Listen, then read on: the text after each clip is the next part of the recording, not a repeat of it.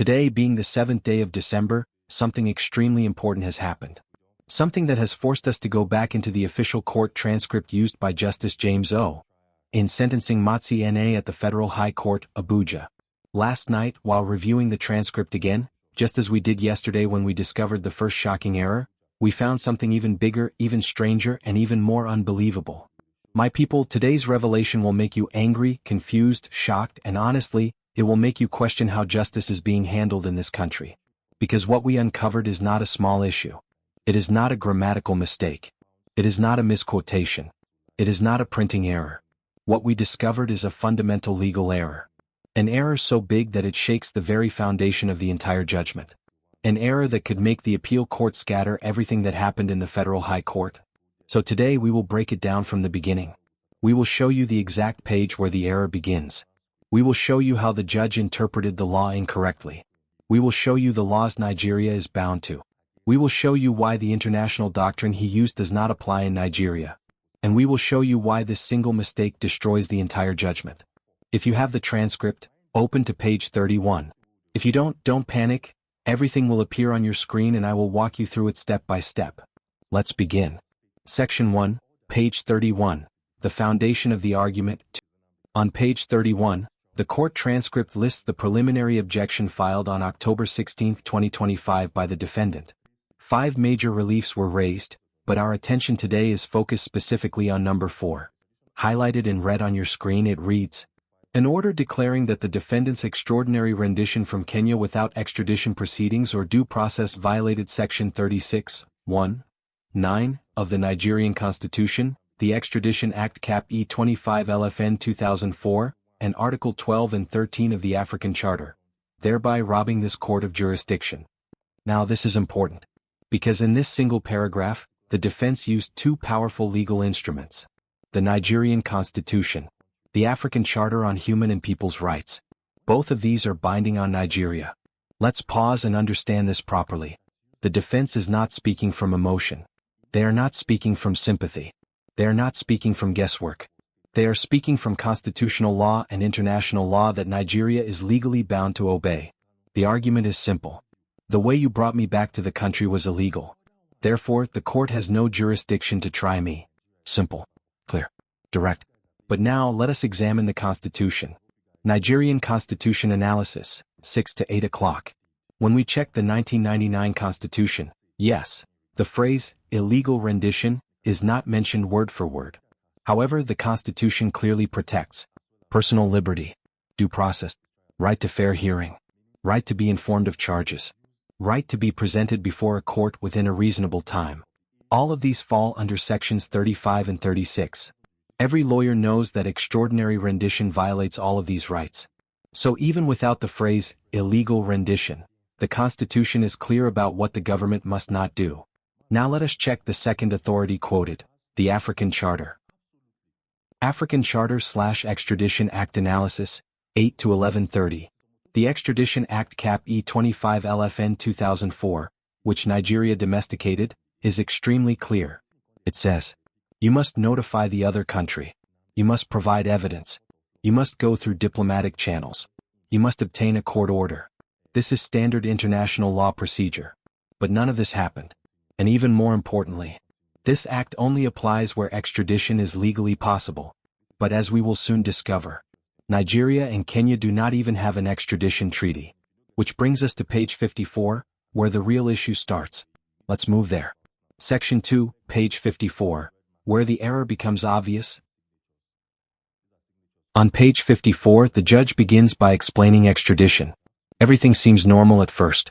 He says, extradition is a cooperative legal process where one state surrenders a person to another for trial. Correct. Then he continues, when someone commits a crime in one country and flees to another, the first country can request the second country to return the suspect. Also correct. But then, here comes the first major error. The judge proceeds as though Nigeria and Kenya have an established extradition relationship.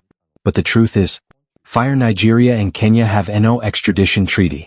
None. Zero. Legal analysts have confirmed this. Government publications have confirmed this. Media organizations have confirmed this. This means, even if this was a normal extradition situation, which it was not, Nigeria still had no legal pathway to request Kenya to hand over any suspect. In other words, crossmark no treaty. Crossmark no legal pathway. Crossmark no extradition framework. But the judge's reasoning assumes that Kenya had a legal duty to hand him over. That is false. This is the first major legal error. But let us continue because it gets worse. The judge claims a bilateral agreement exists. After accepting that extradition requires a treaty, the judge tries to fix the issue by saying, extradition can also occur under bilateral agreements. But here is the shocking part. Fire Nigeria and Kenya also have no bilateral extradition agreement. Meaning, there is no treaty. There is no bilateral agreement. There is no legal pathway. There is no authorization. So the question is simple. How then was he brought into the country legally? The answer is, he wasn't. And even the judge himself admits this in the same transcript. Let's examine that admission. Section 3. The illegal rendition admission. On page 54 the judge writes, word for word, extraordinary rendition or any transfer without due process is unlawful. Then he adds, there is no doubt that the illegality in bringing the defendant to Nigeria violated his fundamental rights. This is not our interpretation. This is not speculation. This is not guesswork. This is the official court transcript. This admission alone should have ended the trial, stopped the proceedings, prevented any judgment, invalidated the charges, returned the defendant to the status quo. Because under Nigerian law, once an accused person is brought into the country illegally, the court automatically loses jurisdiction. But instead of ending the case, the judge makes one of the most shocking legal moves we have ever seen. He turns away from Nigerian law. He turns away from African law. He turns away from the 1999 Constitution. He turns away from Supreme Court precedents. And he reaches all the way to the United States of America to borrow a 1952 doctrine. This is where everything goes off track. Section 4. The C.R. Frisbee Doctrine Misuse, 2230-30:30. The judge introduces something called the Kerr-Frisbee Doctrine. He explains. In the USA, the manner in which a suspect is brought before the court does not nullify the court's jurisdiction. This doctrine comes from two cases. Kerr versus Illinois, 1886. Frisbee versus Collins, 1952. In simple terms, the doctrine says, even if the suspect was kidnapped, the trial can still continue. But here is the problem. Fire Nigeria is not the United States of America. The Nigerian legal system is based on the Nigerian Constitution, Nigerian Acts, African Charter, ECOWAS treaties, Nigerian Supreme Court rulings, not American case law. And here are the facts. Kerr-Frisbee does not apply in Nigerian law. Kerr-Frisbee is rejected in African courts. Even the USA has limited the doctrine over the years. Yet this doctrine was used to justify a life sentence in Nigeria. This is legally impossible. Let's go deeper. Countries using Kerr-Frisbee, 30:30, 32:30. Only 5 countries historically used this doctrine. USA. UK limited. Canada, abandoned.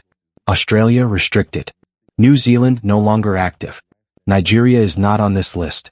Kenya is not on this list. Africa is not on this list. Countries rejecting Kerr-Frisbee, 32:30, 34:00. Countries that reject the doctrine include all European Union countries, all African Union countries, ECOWAS Court, African Court on Human and People's Rights, International Criminal Court ICC, International Court of Justice ICJ. This means Nigerian rejects it, Kenyan rejects it, African legal systems reject it. So why was it used in a Nigerian courtroom? Under which authority? Under which constitutional section?